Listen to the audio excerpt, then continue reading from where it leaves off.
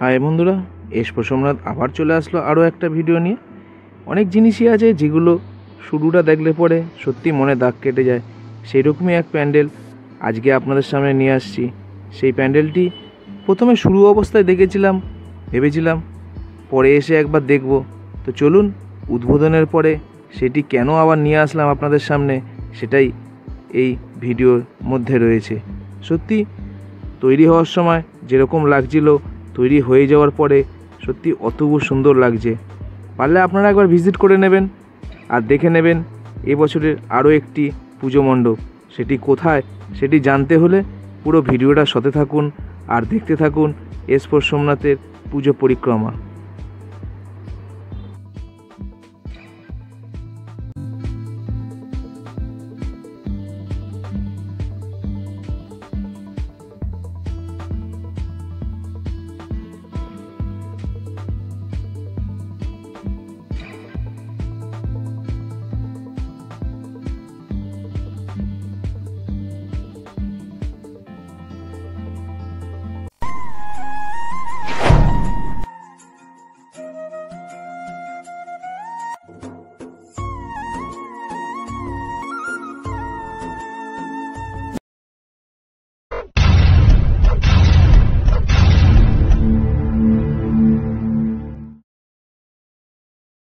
চলুন বন্ধুরা, কি ভাবছেন এটা কোনো সিনেমার হলের সিন দেখাচ্ছি না? এটাই এবছরের একটি নতুন পুজো, যেটা হচ্ছে টালিগঞ্জ শান্তিপল্লী। এই ঠিক নবীনা সিনেমা হলের জাস্ট উল্টো সাইডে কিন্তু এই পুজো মণ্ডপটি। এবার তারা নিয়ে এসছে তাদের পুজো মণ্ডপের থিম হিসাবে চালচিত্র।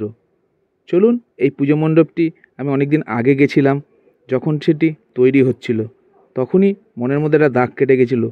খুব সুন্দর কিন্তু সূক্ষ্ম কাজ দিয়ে এই মণ্ডপটি তৈরি হয়েছে। তো চলুন দেখতে থাকুন এই পুজো মণ্ডপটি এখন পুরোপুরি উদ্বোধনের পর কীরকম হয়েছে।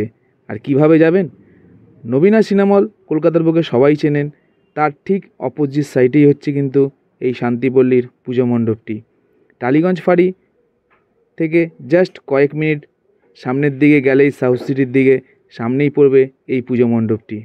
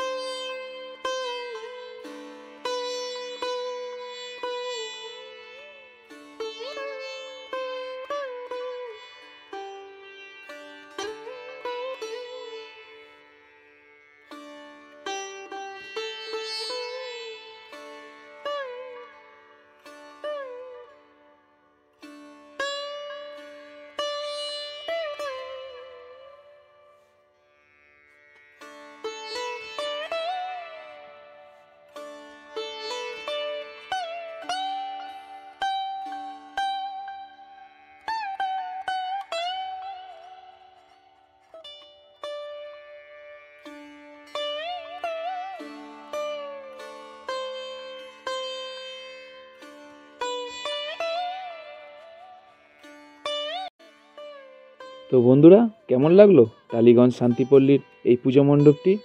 আশা করি খুবই সুন্দর হয়েছে। এছাড়া স্পেশালি রাত্রিবেলা যদি যান, আপনারা লাইটের সত্যি অসাধারণ কাজ দেখতে পারবেন। তো চলুন, ভিডিওটা ভালো লাগলে লাইক, শেয়ার, কমেন্ট আর সাবস্ক্রাইব অবশ্যই করবেন। আর এসপোর্ট সোমনাথের সাথে থাকবেন। ভালো থাকবেন, সুস্থ থাকবেন। আবার দেখা হবে কোনো না কোনো ভিডিওতে।